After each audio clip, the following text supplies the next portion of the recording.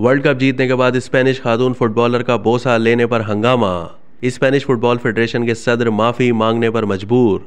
FIFA women's world cup की trophy जीतने के बाद हिस्पानवी फुटबॉल टीम की खिलाड़ी जेनी हर्मोसो का बोसा लेने पर स्पेनिश फुटबॉल फेडरेशन के सदर ने माफी मांग ली। स्पेन की टीम ने तारीख में पहली बार वर्ल्ड कप जीता है, जिसके बाद होने वाली तकरीब तकसीम इनामात के मौके पर फेडरेशन के सदर लुइस रुबियालेस को टीम के खिलाड़ियों से बगलगीर होते और बोसा लेते हुए देखा गया है।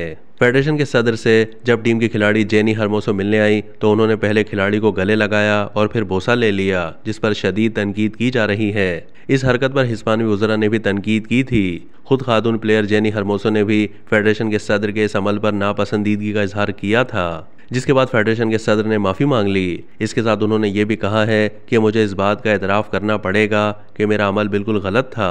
अलबत्ता मेरी नीयत बुरी नहीं थी। उस वक्त मैं काफ़ी पुरजोश था।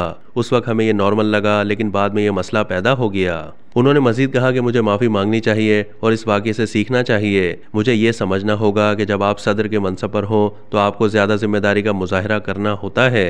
याद रहे कि फीफा वुमेन्स वर्ल्ड कप के फाइनल में स्पेन ने इंग्लैंड को शिकस्त देकर टाइटल अपने नाम कर लिया। सिडनी में होने वाले मेगा इवेंट के फाइनल में स्पेन की टीम ने इंग्लैंड को 1 गोल से शिकस्त दी और पहली मरतबा आलमी चैंपियन का टाइटल हासिल कर लिया। स्पेन ने 29वें मिनट में कारमोना के जरिए बरतरी हासिल की, जो खेल के इख्तिताम तक बरकरार रही। फादर टीम स्पेन ने पहली मरतबा वुमेन्स वर्ल्ड कप ट्रॉफी अपने नाम की है।